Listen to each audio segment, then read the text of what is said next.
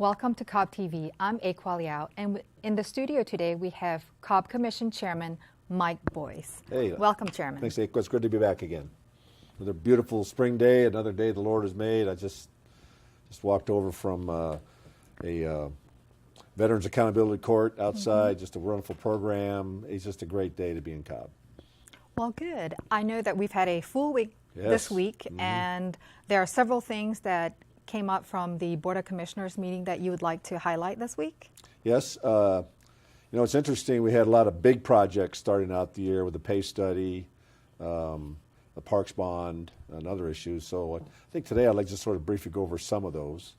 The parks bond has been a lot, and it's been in the news a lot about. We've released some information that we're in negotiation with 5 property owners to acquire 5 of the 14 properties that we had on our list, and 5 fell off the list.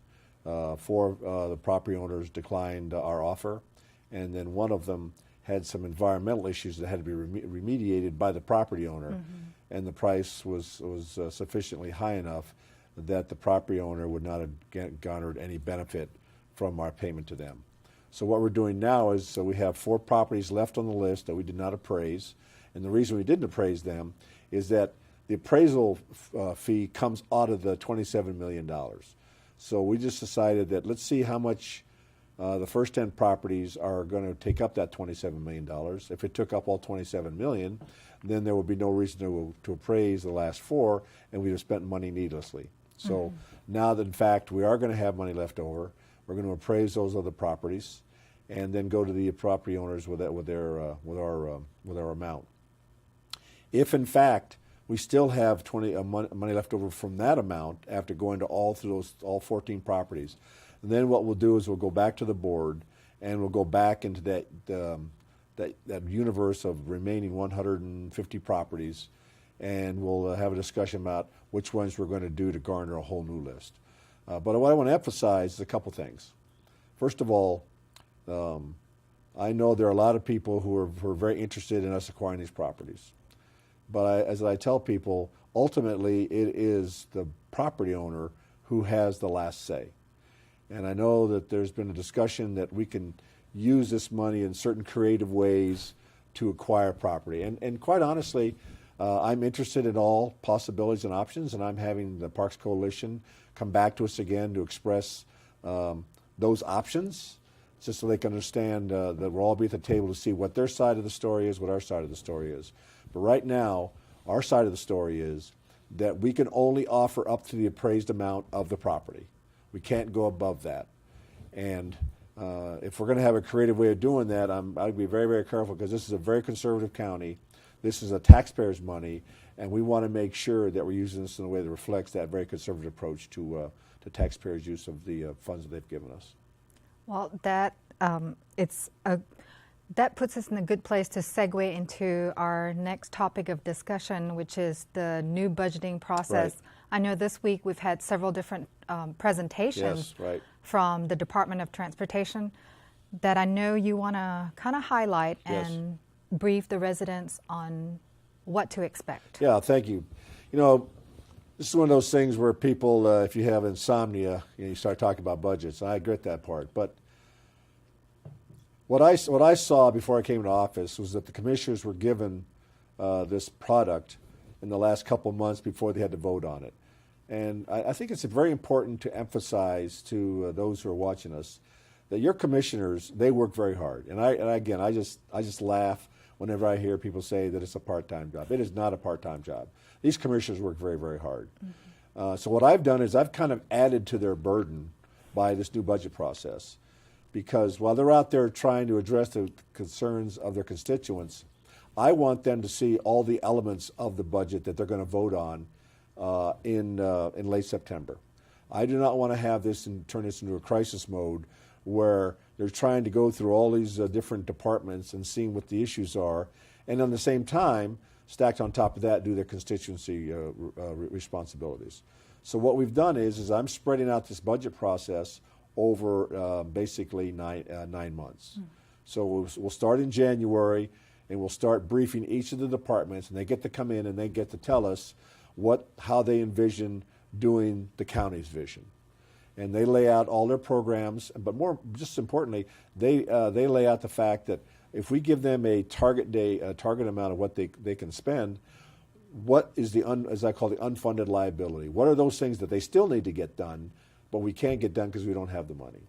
So I think right now, what I'm doing is that in this process, I'm showing them, starting in 2018, where our shortfalls are going to be. Because the overall limitation is I committed during my campaign not to raise the millage rate, except for one item, which was to pay for the parks bond.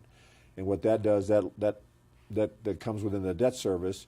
So there may be a small millage rate bump to account for that. But the bottom line is there'll be nothing else. We have to stay within the 6.66. I'm locked into that until next summer when I get to propose my own millage rate based on the 2019 budget.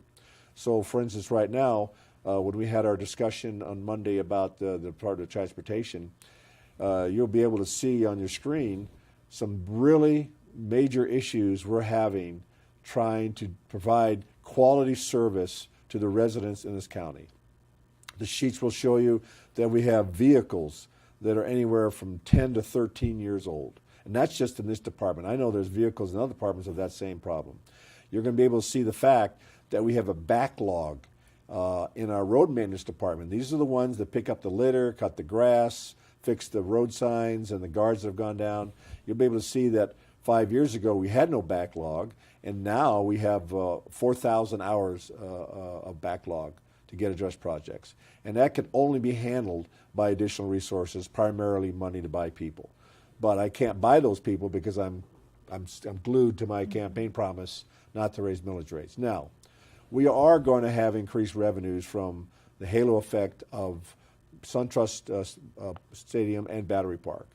But again, I can assure you that even with that halo effect increasing our tax digest by 6%, that is not going to be enough to account for all the needs we're going to have, because we went through a number of years during the recession where we did all we could just to pay our people. So what you're going to see here over the next 3 to 4 months is what those issues are, so that hopefully in 2018, when I come back to you and say I may have to raise the millage rate, you're going to see exactly, like your commissioners have, of what it is the issues are and how incredibly large these holes are. Because if we don't address these holes will become a crater. And my fear is that we will no longer be able to provide quality services to the county. So when I put these charts on the screen for you to look at, take a hard look at what it is that your county staff is doing right now, how hard they're working. And while we're providing some of them more compensation through the pay study, I'm also committed to paying everybody additional compensation by the end of my term in 2020.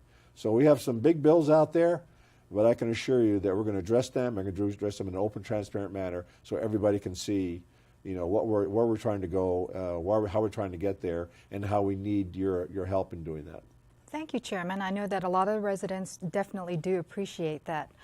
Speaking of SunTrust Park, I know that they had their first daytime game yesterday, right. And I know you have a couple of things to say about that. Well, again, it goes back to the initial concerns about the traffic around the park.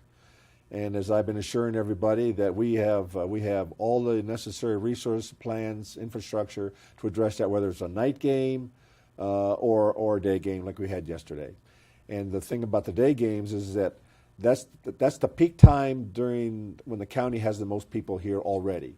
As I emphasize to people, we may have 740,000 people who live here, but by noontime we have about 1 million people in Cobb County who also come, and that extra 250,000 people are people who come here to work and to shop.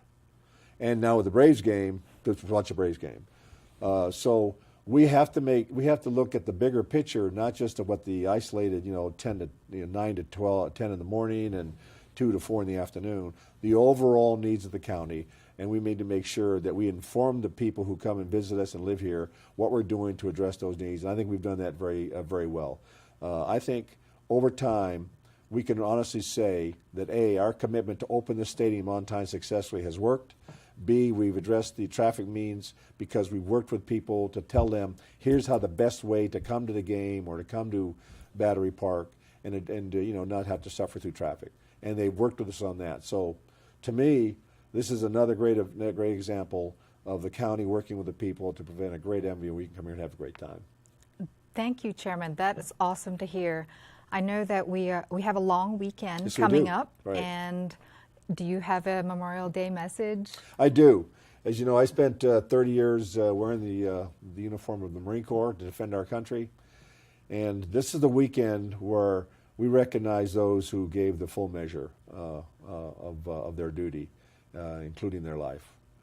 I just want people in this time of affluence and the time to really appreciate what America's about. I just want on Monday to take time out to see the sacrifice that these men and women have made for this country. Everything that we have done in this country that means something we've had to fight for, either politically or on the battlefield. And in this case here, there are people buried in cemeteries throughout the United States and overseas, who fought for this thing called freedom. And it doesn't, and we've heard it so many times, it's almost become a cliche. Freedom is not free. But the reality is that the fact that you can enjoy your weekend in Cobb County, this is a great time to be in Cobb County. There are good things happening in Cobb County. You expect the best, and we're going to give even better.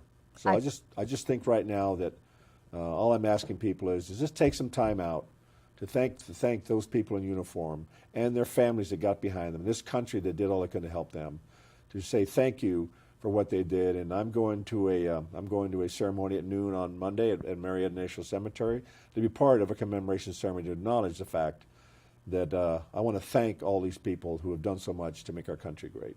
Certainly. We want to thank the men and women that have served the country. And on one last note, I know this is graduation weekend, and I know a lot of people have, the colleges have already wrapped up, but do you have any parting words of wisdom for the graduating seniors this weekend? Well, first of all, congratulations. You might sort of take it for granted you've done 12 years of high school and it's no big deal to you, but there are people in this country that haven't done that. And in the United States of America right now, you have to have education if you want to succeed.